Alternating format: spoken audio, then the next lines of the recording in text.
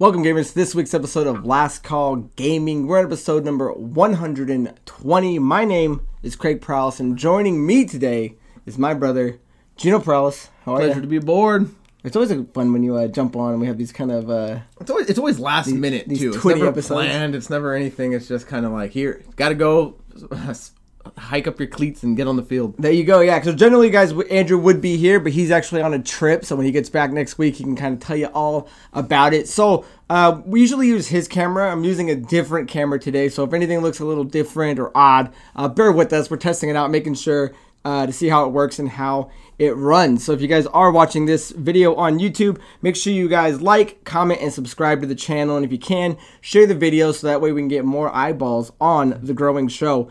If you guys are interested in any of the social media we have, you guys can check out our Linktree link that's in the description. That'll take you to Facebook, Instagram, and Twitter. And if you guys are listening to the audio-only version of the podcast, we recommend checking out Anchor, which is the home for the show. But that also can redirect you to Apple and Spotify if that's where you want to listen to it. So, as you guys know, we like to drink beers on the show. And this one was actually picked out by Geno today. This is the Orange Blossom Wheat Beer from Papago Brewing, which is in Arizona. It's an 84 score on Beer Advocate, which they ranked that as good. It's a 5%, and I was looking at the status, and it shows that it's a retired beer. So I don't know if that means that they're done, and this is just last in circulation. But I mean, it's definitely a nice citrusy orange beer. Yeah, I went to a different shop that was closer to where I was just driving in and just browsed the category. This one caught my eye, the Uniquely Arizona on it. I can taste every little piece of ingredient that's in there. It's a really good beer. Yeah, the notes on it say, our most popular beer, light American wheat ale flavored with mandarin, orange, and vanilla. I can definitely taste. It tastes like one of those orange, those suckers they used to make, like the orange vanilla. Yeah. There's flavor in this beer. Suckers, yeah, like a liquid old-fashioned creamsicle. There you go. That's exactly what I was thinking of.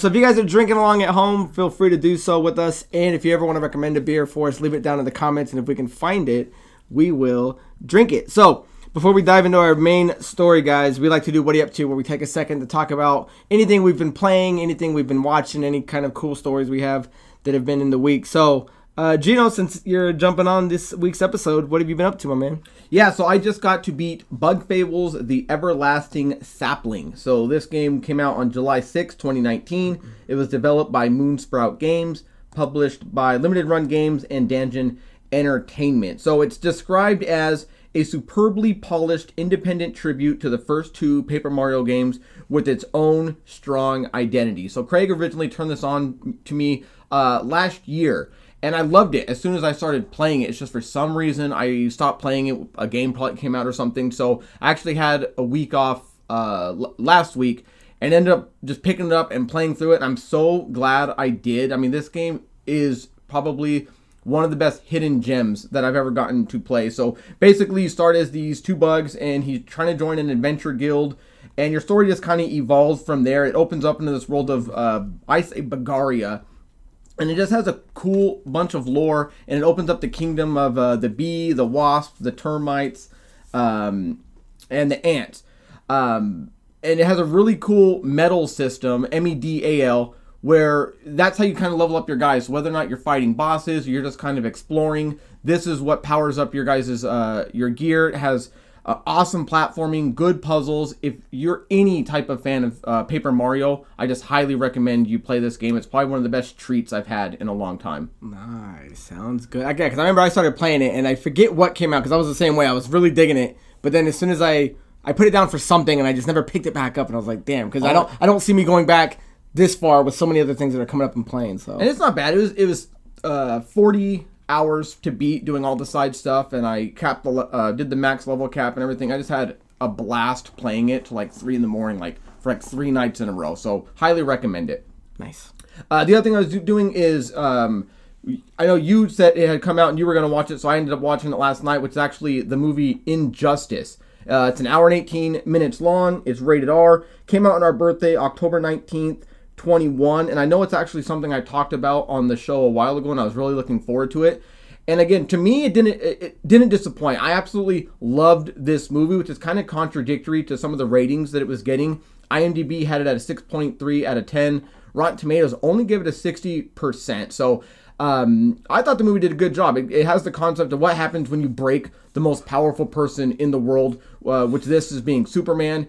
It has the idea of, whose side are you going to be on? Because there's going to be the side of what happens where absolute rule and peace, and then the side of like, we're not lawmakers, we have to follow everything. So going to bed, I actually gave this movie a 10 out of 10, but I did, man. I was like on the edge of my seat watching it. I was getting into it because even though I've seen played the video game, read some of the comic books, it is its own original narrative, and I thought they did a good job kind of putting their own spin on it.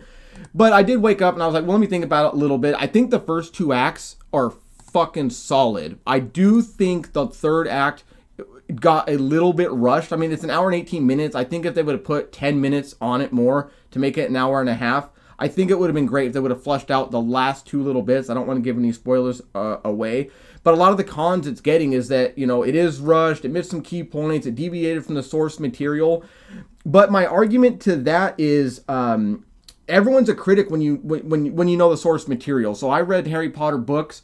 When I watch the movies, you want to point out, oh, well, it's missing this and that, and it's got rushed. But in an hour and 18 movie, I don't need a bunch of character development and backstory. I know all that happens. I think they got into a real good pacing of getting right into the action and seeing what happened. So could it have benefited from being 2 parts? Maybe. I personally think an extra 15 minutes flushing out the third act would have been great. So I ended up giving it like a 9.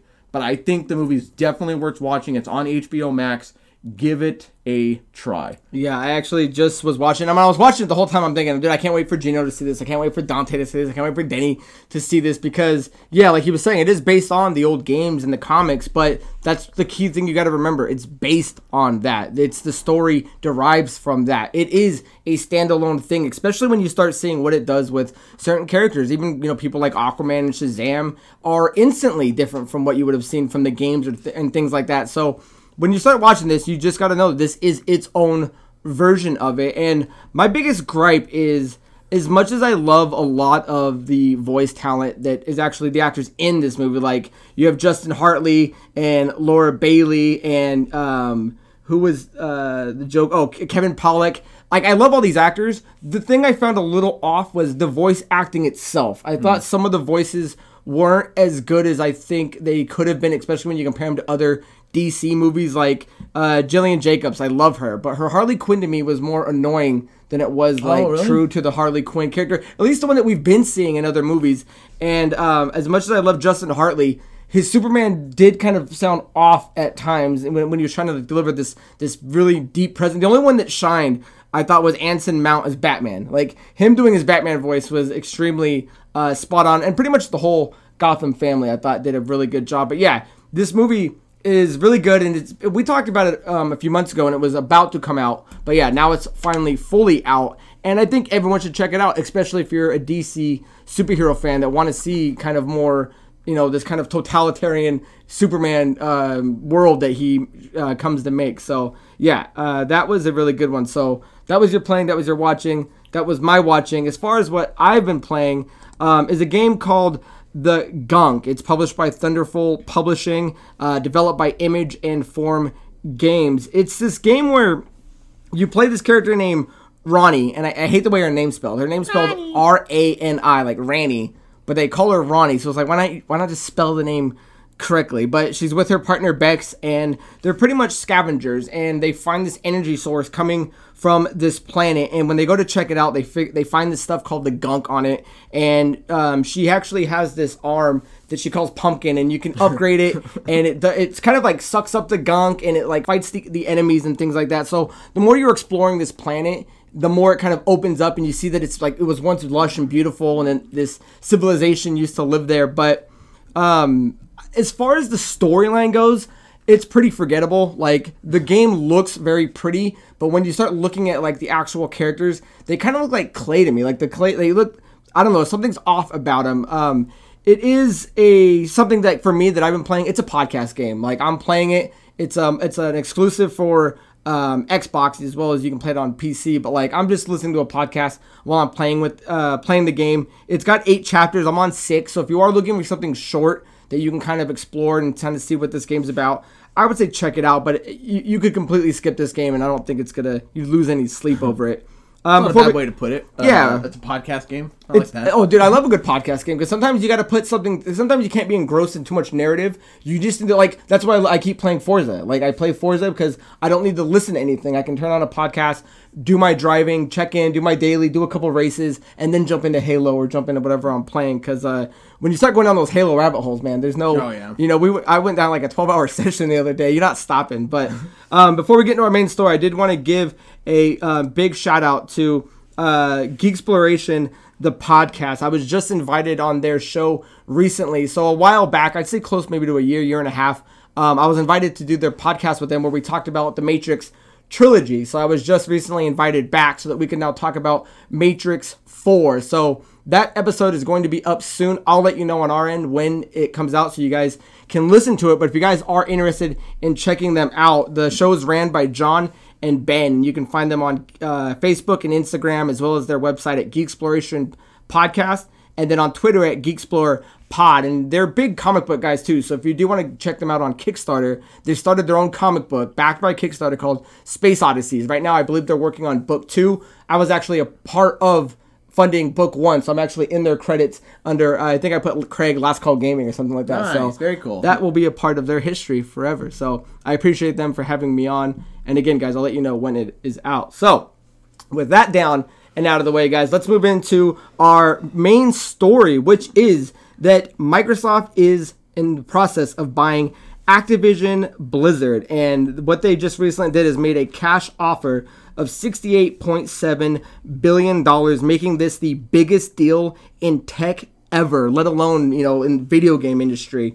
This was announced on January 18th, and it is set to finalize by June of 2023. Now, there's a few things we kind of want to touch on. So this story, even though it is one, is kind of almost 3 different things we want to pick apart is, what's going to be the future of Sony and what their future is going to be with these franchises that are now going to be first party Microsoft, what's going to happen with the Gamepass, what's going to be exclusive. But I think first we got to at least tackle what this is going to do for the brand itself of Xbox and what they're actually going to be acquiring. So they just spent almost $70 billion on this purchase that, when you look at what Activision and Blizzard brings, they brought in $8.1 billion in net revenue in 2020, which is a 25% increase from 2019, which the net revenue was $6.49 billion. So they're buying something that is increasing its revenue output, which is always good. You want to buy something that eventually makes your money back. But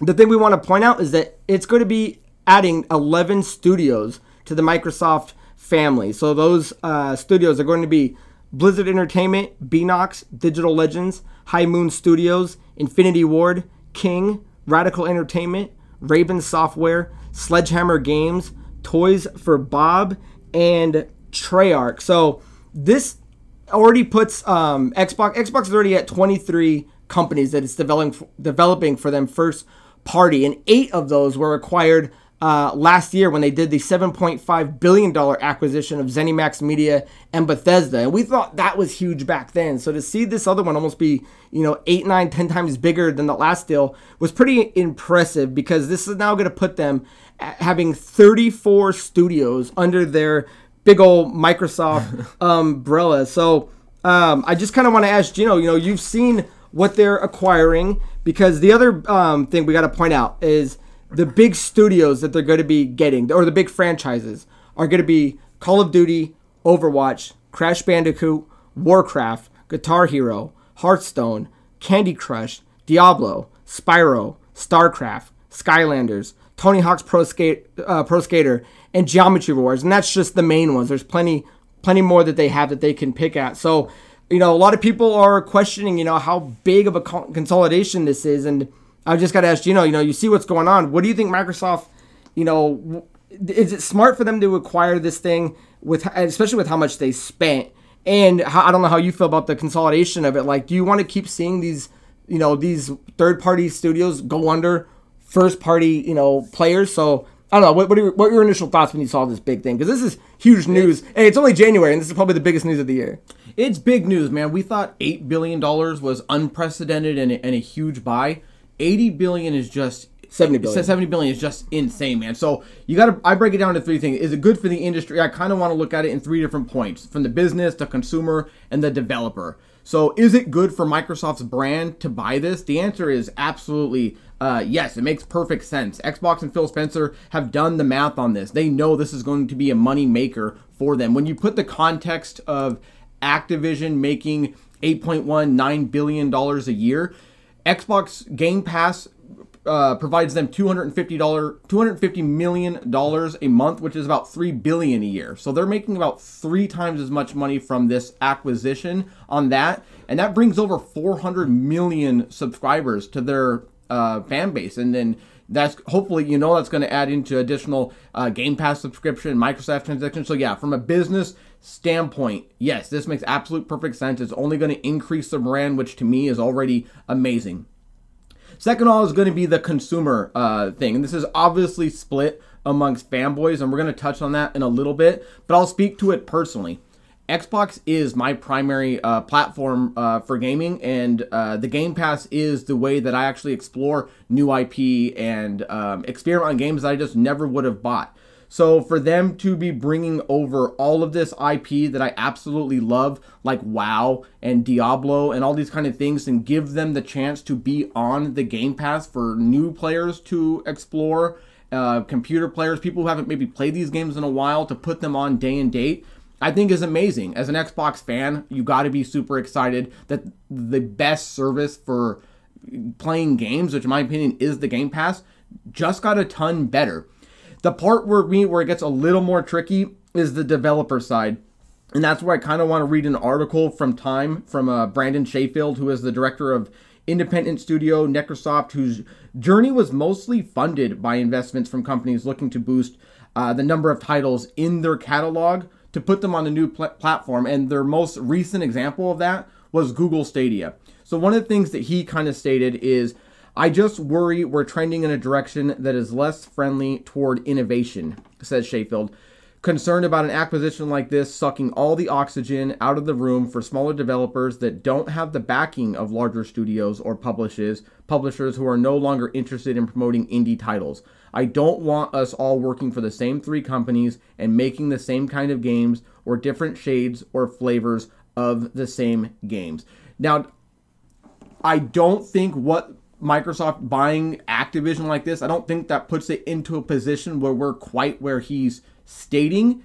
It might get that way, and that's where, laws and stuff come into play with Monopoly, but I don't think the context of what he's getting at is quite there. But it is a very interesting argument for indie developers who make money selling physical copies and doing all these other things and making money getting put onto other people's platforms. So, I don't know. Consumer-wise, I love it. Developer standpoint, it could be a little shaky, but as a business standpoint, there's no reason you can't do this. Yeah, because one of the other big things a lot of people are questioning is with, the more consolidations you get, the less competitive certain developers are going to be. But when you get so much under one roof, a lot of people start throwing around the word monopoly. And I think a lot of these people are just used to playing the board game, because I don't think a lot of people understand what a true monopoly is. And again, I'm no legal expert, but just looking at the pure definition is the exclusive possession or control of the supply of or trade in a commodity or service. And then Irving Fisher even uses the example that it's a market with the absence of competition, creating a situation where a specific person or enterprise is the only supplier of a particular thing. So a lot of people keep saying, Microsoft's becoming a monopoly, it's becoming a monopoly, and it's just not true, especially, when you look at that, they're not owning anything, and they're not taking away much, because when you still look at the other platforms that you can get games on, there's still PlayStation, which is huge. There's still Nintendo, which is huge. There's Oculus and PSVR that are kind of taking up that space. Stadia, it's not that powerful, but it's still there. Mobile gaming in itself is a huge outlet for people to play. And then you still have, even though Activision, they've taken off the board, there's still huge players like EA, Ubisoft, Rockstar Games, all the WB studios, Square Enix. So I don't like hearing people keep using this term, because I don't think they're getting exactly what a monopoly truly is. Now, if Microsoft were to start moving forward and buying up EA and Rockstar, or even like a Nintendo, then I think we can start eyeballing that and being worried. But as of right now, I don't think there's any issue. But as far as what, he was saying, I can understand where he's not liking that the smaller the industry shrinks is just the less outlets you have to go to and be creative. And in a space like video games, you need to stay competitive and creative to help keep the other people, their workflow at maximum capacity, because the more people you take away and put under one spot, the less you're going to be able to get these different things going against certain companies. So I do want to bring up, though, because we have to touch on this, is that, it looks like it's all sunshine and rainbows of Microsoft buying this and getting all these games and all this good stuff coming to Game Pass. But we've got to look at the fact that they're taking on a lot of bad press, too.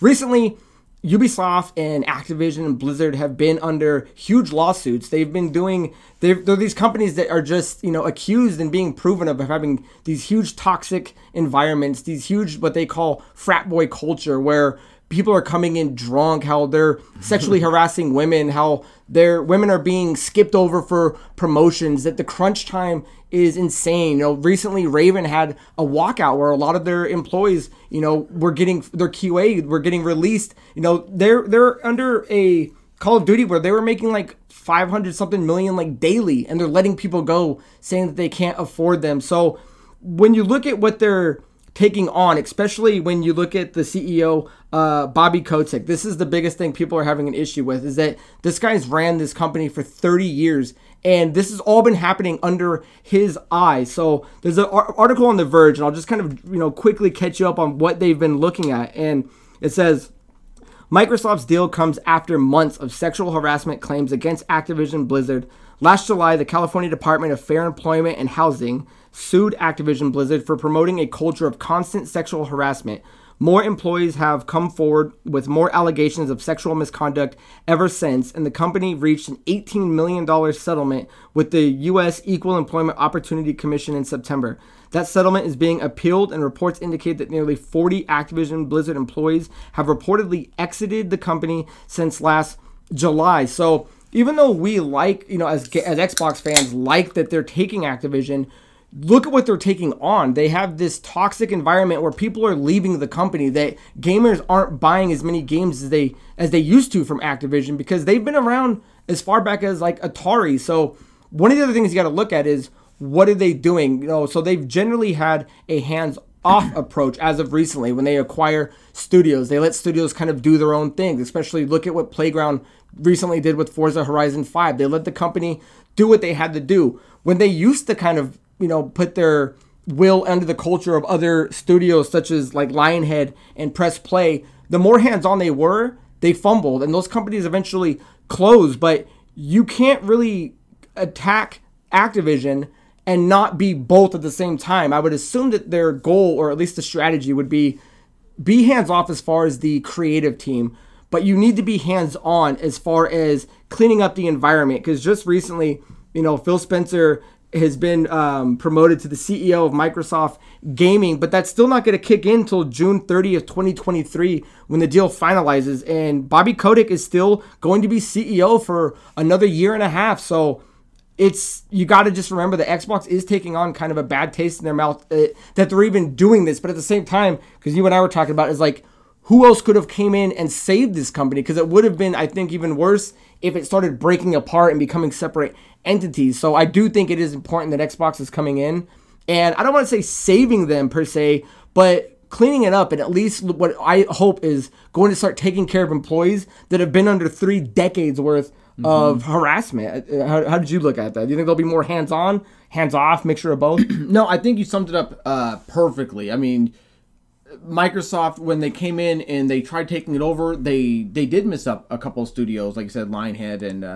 and Press Play. But this is a scenario where you absolutely have to do something. It's a PR shitstorm. So I mean, like, even though they're buying a bunch of studios, they're also buying like Major League Gaming and the Demonware software. They're inheriting a bunch of crap. So at this point, you're going to have to do something. They're going to have to trim the fat. You're going to have to go in there because the people are demanding for heads to get rolled. They can't have a situation like that. So I think under Phil Spencer's guidance, hopefully it is going to be a knight in shining armor that can just come in, clean house, let the creative team kind of stay there because you want these studios to do their own thing. They don't want too much involvement, but you're going to have to make cuts at the top and make sure it's a smooth operating machine moving forward. Yeah, the only thing I know people are upset about is Bobby Kotick, man. This guy's going to walk away rich as shit, and a lot of people are kind of arguing, is that fair? Does this guy get to do what he did for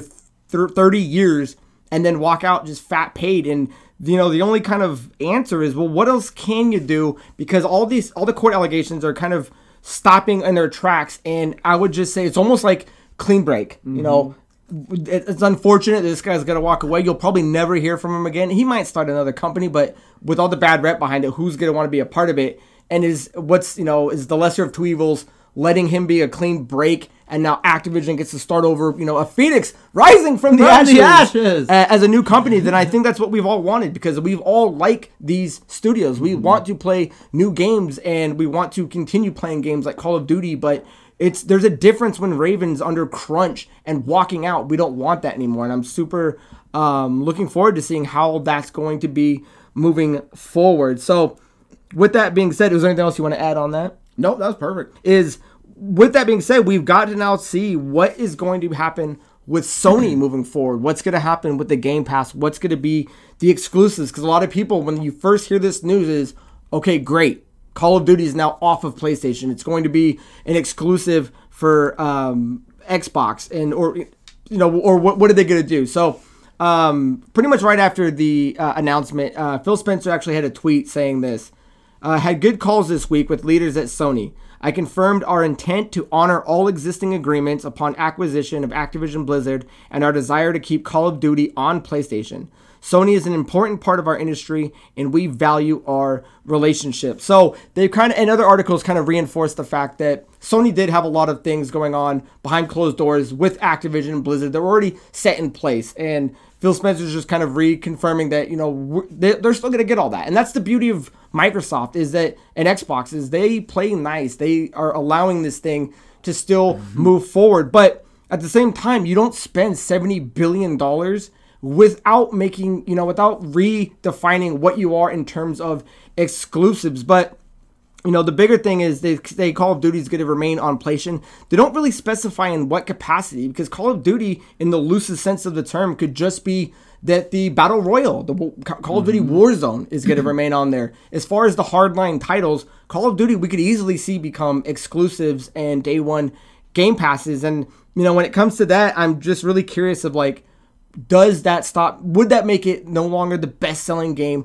of the year? If you know what I mean, if you can't buy it on PlayStation anymore, and it's a Game Pass, free game, download instead of buy it. Yeah, do you think it's going to be the biggest selling anymore? And you got to remember, Xbox isn't looking at things like that anymore. They're moving into subscription passes, because I was talking with Andrew, and I can't wait till he gets back. But he was even mentioning, he's like, oh, Sony, Xbox buying this, I don't see any big ramifications. And in my mind, I think it's the complete opposite. I'm like, dude, this is going to be huge, especially for the next few years, because Xbox has even said that they don't look at PlayStation and Nintendo as their main competitors. Yes, they're in the gaming space, but they're in the tech industry, and acquiring Activision completely boasted their in-house tech infrastructure, as well as putting them heavily into mobile gaming. And they look at their competitors more as Google, as Amazon, as Apple. So I can see them still playing nice and putting things across the board, but I'd have to imagine that a lot of this is either going to be exclusives. I don't know. What do you think they're going to do with this? Or do you have any ideas of what you think they might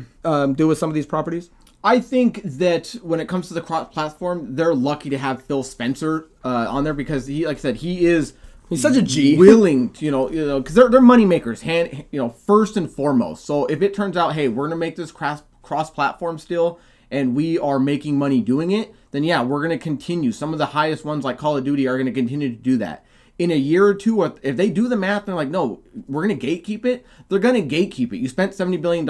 At the end of the day, you're still a business. Now, I'm dying to see, now that they bought it, I would love to see stuff like Lost Vikings come back as a Game Pass game, or even a new game of it. Warcraft 3 would be great to come back. StarCraft finally on the Game Pass would be something that Sony and everyone else that they couldn't do. So I'm excited to see stuff like that maybe happen. And greedily, my answer is I actually want everything they buy to be gate guarded behind Xbox. And my reason behind that is just if Microsoft does decide to gatekeep Call of Duty, which is a prime example, my biggest fight for that would be innovation. Because when you started to see EA buy like all of the sports names and rights, what did that make Sega do? It made them create 2K games. It made them create an IP that was potentially better than what had happened. So I'm hoping that if they do gatekeep this, Sony gives you a reason to stay on their platform. If Call of Duty is not there, maybe they reinvent Resistance and they have all their games and they give you a reason to stay. Because it's either going to be they're going to do that or you're going to have a lot of people switch over. So I don't know. As a multi-platform owner, it doesn't bother me in the slightest if they gatekeep it. And there's a handful of people who can say that. And to me, I don't care if it stays behind one. And that's the greedy part talking. The part I don't like, though, is the one guy who, you can only afford one platform. You have your PlayStation, you have your buddies. The game you guys love the most and play is no longer available. I don't think that's going to happen. Yeah, that's about kicking because they're just not going to do that unless the math makes sense.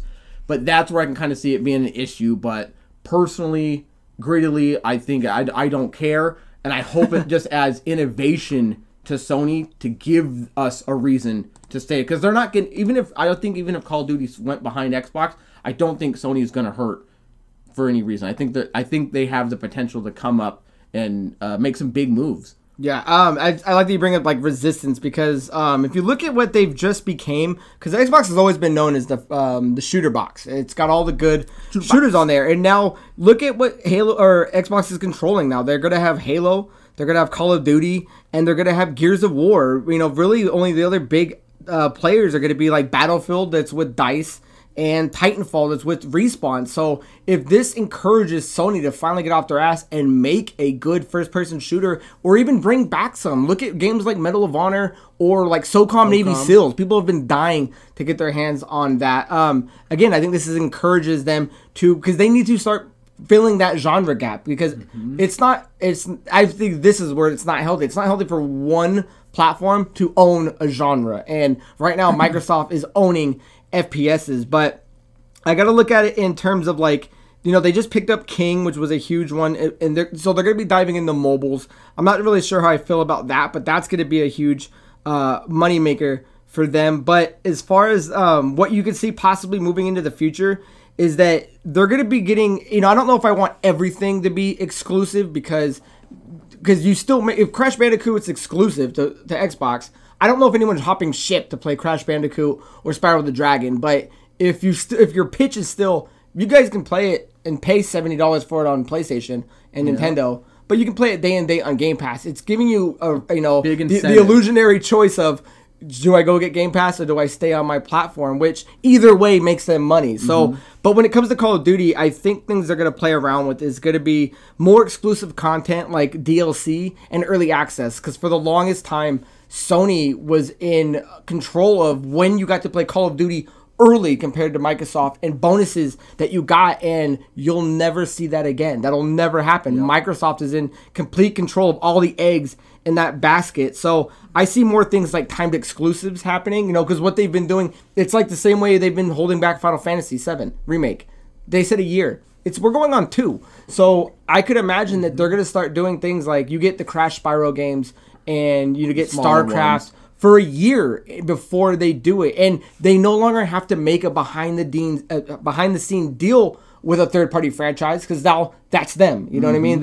It's completely in their power to do things like that. And the other thing would be, and I know we were talking about it earlier, is what they're going to do with the PC Game Pass, because one of the things that Phil Spencer was saying is that they're going to try to get as many Activision games on the Game Pass as possible. But the question, me and you were kind of kicking around is, what are they going to do with PC? Because I know you're a big WoW guy. Oh, yeah. I know, what are they going to do with that? So that's a question I've been kind of pondering. Yeah, it would be awesome to see if WoW got put on the Game Pass, which I don't see why it wouldn't, if you can take away the monthly subscription that a lot of people pay and you can tie that into a Game Pass Ultimate subscription, I think that's going to bring back a ton of people who don't play it anymore, for one, and just bring back, I mean, because like you were saying, our Final Fantasy 14 yeah, it's been took taken away over a lot of their sales. So if you can give WoW back to a broader audience, even, I think that's going to do wonders for them. Yeah, well, because I think the subscription for WoW is $15.99.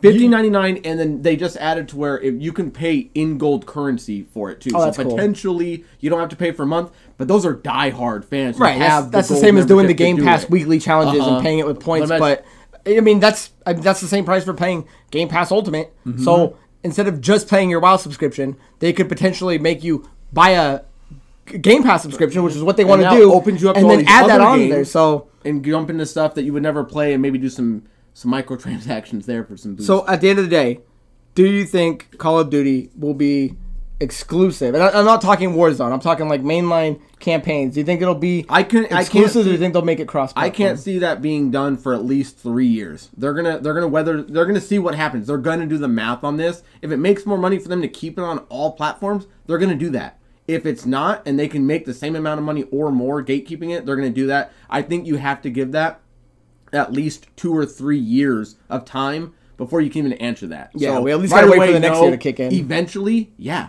it definitely could be. What about, do you think they'll break the cycle of annual releases?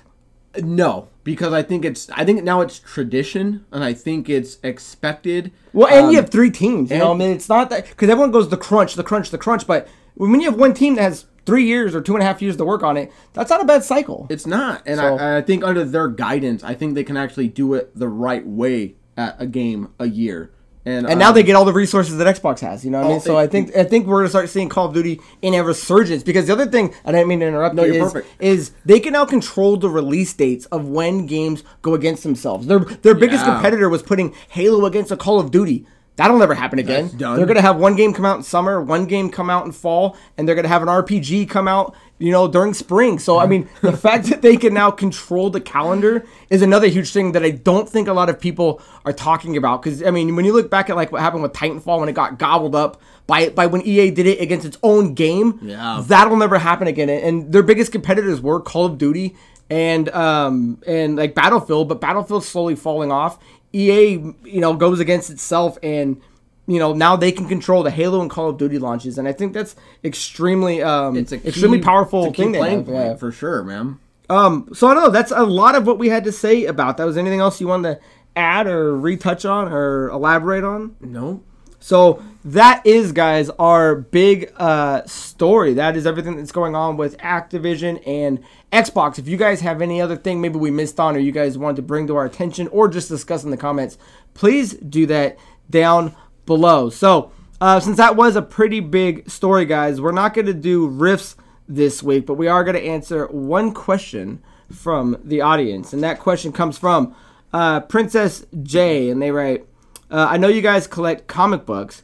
Do you collect cards too? I don't know if we've answered something, but I know we've talked similarly about this in the past.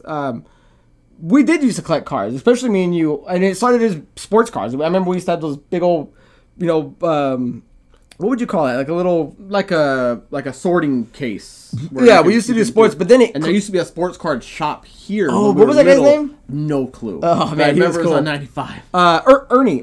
Earl, something like that. Yeah, and then. But then it slowly moved into when we started getting into like more, grade, the dorky stuff. It was the Pokemon cards that we used to collect and play, and then it was Yu-Gi-Oh cards that we used to collect and play, and then we were hardcore into Magic the Gathering when we used to go to Vegas all the time and do tournaments. I think that's kind of came and left. I mean, I still have a few cards that I like. I still have my Birds of Paradise and things like that. But as far as a collecting set goes of cards, I know my days are behind me. Do you still have any boxes of anything? Or do we sell it all? No, we ended up losing all of our Pokemon shit, which we had all the stuff you think is worth money. We actually had. I know we did. Dude, all the first editions. I did Digimon first edition cards. But as you get older, I don't know. I would have still had that and collected it, but we lost it.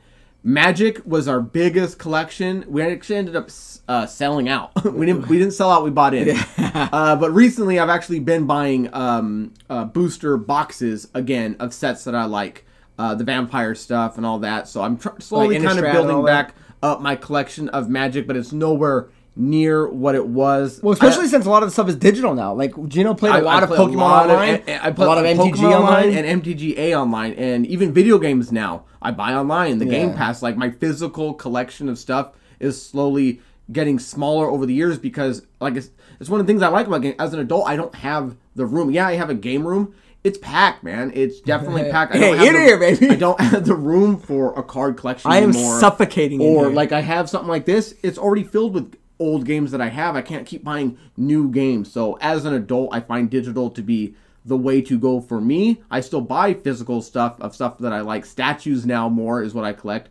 But as far as cards, it takes up a lot of space, and I just don't have it anymore. Yeah, and it's weird because out of all the things we would collect, like we moved into digital with cards and games, but yet comics still seems to be the hard copies that we continue to get. So like it's weird. I never went to the digital face of comics. Well, and I just don't. I mean, I've read them because especially when like DC used to do the DC app that completely failed. You can get them. It's just I find it weird because there is no big subscription service, at least that I found, and correct me if I'm wrong, service that lets you look at 1,000. It's always buy one for $1, buy one for $1. Oh yeah, buy one for $1. So it's like I don't want that. Let me pay for a subscription because that was cool about the DC one. It gave you a lot of DC comics, but it would only be issue 1 through 5, and there's too many comics to try to keep up digitally. When, you know, because I still have like boxes of all my hard copy stuff, so it's like. Well, you know what's funny is like I'm talking about. I don't have the room. A lot of the front part of my game room, I have 12 boxes full of comics. Like, and because I never went digital with it. Like, I could have the room for cards and stuff, but literally it's comics. I used to work at a Hastings, which had a huge comic book section. I have literally 12, 13 full boxes of comic books, and I have probably 50 CGC. 60 CGC comic books. So I don't know. It's one of the things that I never really thought of digitizing, and I don't think I will. I don't know. Yeah. So we appreciate the question. Let us know if you got any cool card collections that you are keeping. So Garbage Pail Kids, my Garbage Pail Kids cards. So guys, that is the end of episode 120. My name is Craig Perales. That is Geno Perales, and until episode 121, cheers. Bam.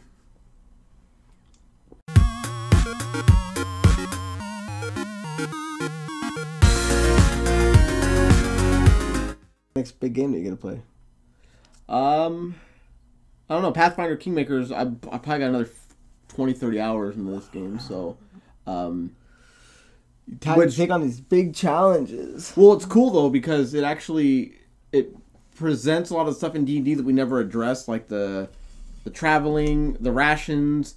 Everyone does a job when you're sleeping. Random encounters. The saves. But it makes you a baron of these lands after you beat the first act. And you really have to do a lot of these like diplomacy things and have your people do missions. So I don't know. It's never played a game like that. Never really liked games like that. But I'm diving into it. What about you? Hitman 3 is the next one I want to start. And I know it just came to the pass. So I've kind of been waiting. That Pokemon Arceus game comes out on the 28th. So I still got to finish Diamond. So I got like 4 days to finish that. You better get on it. Oh, I got to finish the gunk too, so I'm not quite tired of hearing about this gunk. I don't know what it is. It's a game. It's a game. It's a game. People play it. But Hitman 3 is the next big one I want to do, and I'm trying to think the next big thing that comes in February. I don't think it's. I think that Triangle game comes in March. Triangle, yeah. The Horizon I think comes in February. Hey, this whole quarter's action packed. Packed to the brim.